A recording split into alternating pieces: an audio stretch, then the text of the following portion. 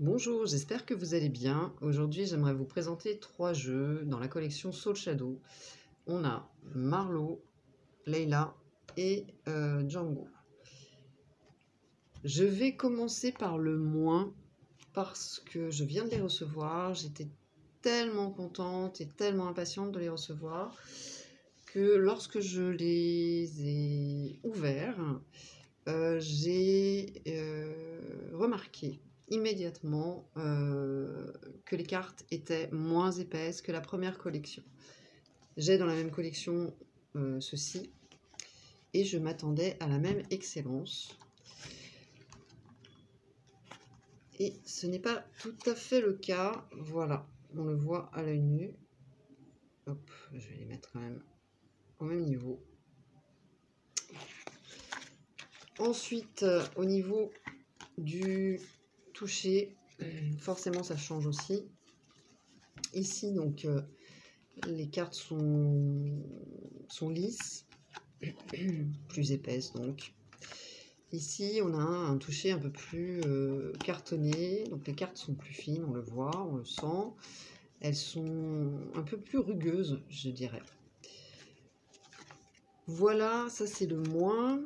Et j'ai été déçue. Du coup, ça m'a calmée. Alors, je vais vous les présenter. On va faire connaissance ensemble.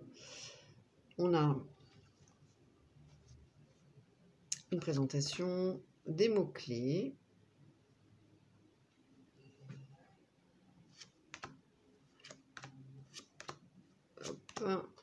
Et puis, donc les cartes. Les tranches sont toujours neutres. Elles se mélangent très bien. En tout cas, elles glissent très bien. Quelqu'un qui n'a pas la première collection ne verra pas la différence. Ou peut-être aussi qu'il y a des gens qui s'en fichent. Hein. En ce qui me concerne, je suis professionnelle dans le sens où j'utilise des cartes toute la journée. Donc c'est très important pour moi, la qualité au niveau du toucher. Au niveau de la création artistique, en revanche, on reste dans la même qualité excellente, avec cette originalité, ces couleurs vives, ce côté très funky.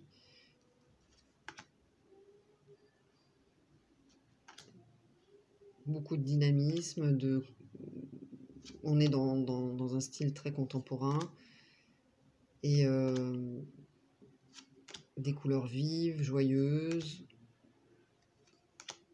et une approche originale avec un côté enfantin aussi.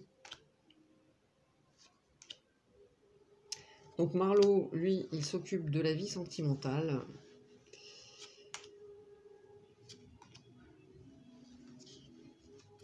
Hop.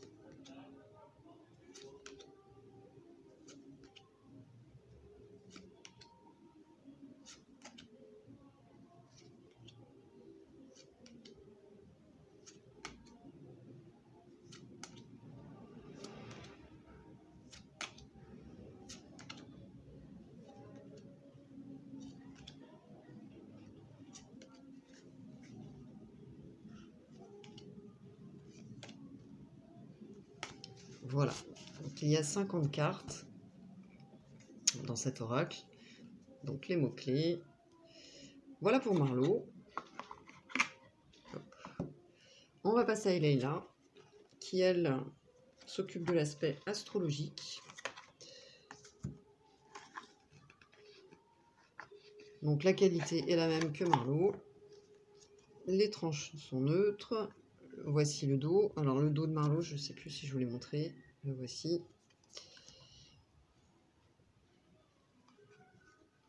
Donc une présentation de Layla. de la créatrice et des illustrateurs. Les mots-clés. Donc c'est une façon ludique de se familiariser avec l'astrologie. Les illustrations sont très très belles. Donc on a les signes du zodiaque.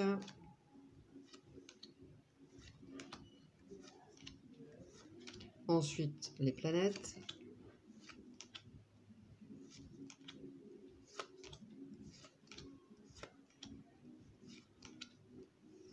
Les maisons. Voilà, toujours ce même toucher que, en fait, personnellement, j'aime beaucoup moins. Je trouve moins agréable. Mais je pense que je m'y ferai.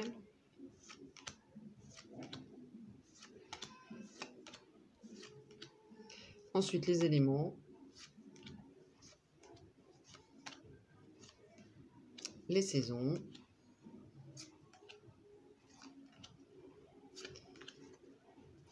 Ensuite, tous les aspects de la lune. La pleine lune. Donc, on y est. Hein. D'ailleurs, dans la pleine lune, c'est peut-être pour ça aussi que les émotions sont exacerbées. Voilà pour ce jeu qui est très très beau également. Vraiment. Et puis, j'avais hésité au départ. Et je trouve... D'abord, je ne regrette pas. Je ne regrette absolument pas. Parce que... alors moi, je ne suis pas très... Enfin, je connais pas grand-chose finalement à l'astrologie. Et je me suis dit que c'était une bonne façon justement de mémoriser, hein, de me familiariser avec l'astrologie. Voilà pour Leïla. Et on va passer à Django. Alors lui en revanche, c'est le pompon au niveau de... comment dire, de l'épaisseur. Alors je ne sais pas ce qui s'est passé. Est-ce que au départ la maison d'édition pensait faire, enfin voilà, éditer les cartes de la même excellente qualité que celle-ci, et donc avait prévu une boîte à cet effet, et qu'ensuite peut-être que les coûts sont plus élevés, donc du coup on a fait des cartes moins épaisses. Alors quoi qu'il en soit, on retrouve la présentation. Hop. Et puis donc quelque chose de très sympa aussi, on a un code couleur pour chaque suite, avec donc les arcanes majeurs et puis les mineurs. Et puis les mots-clés à chaque fois. On a 2 propositions de tirage qui sont très sympas. Tirage conseil et un tirage pour faire un bilan. Et voici les cartes. Alors ici, le tarot est vraiment repensé. On est loin du jeu traditionnel, tout en restant fidèle à l'essence de la signification de la carte. Toutefois, si vous connaissez mal le tarot, on peut aussi tout à fait utiliser ce jeu comme un oracle, dans le sens de façon intuitive.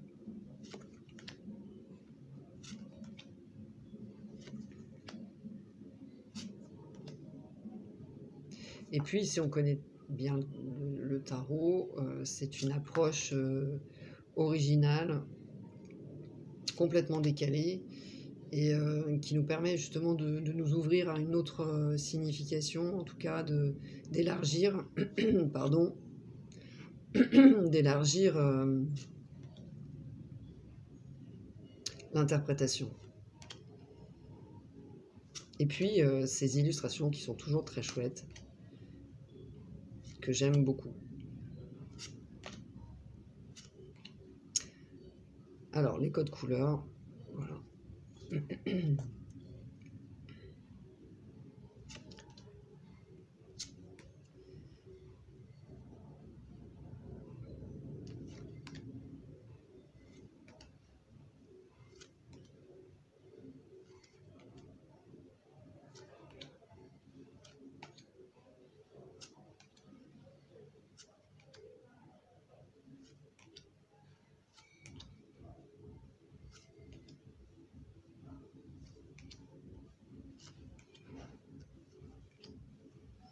Donc au niveau artistique, on garde en revanche une excellente qualité.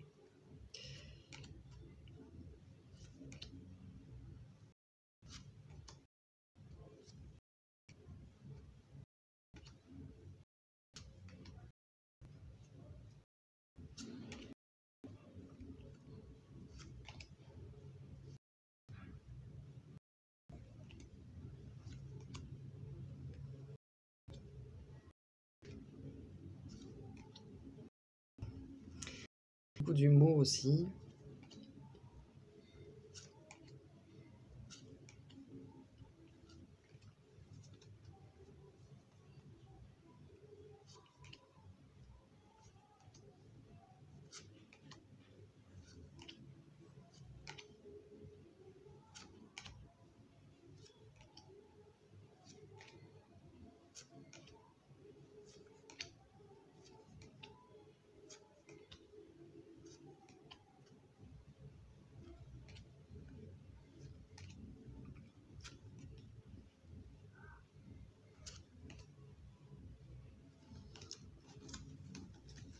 Voilà pour les illustrations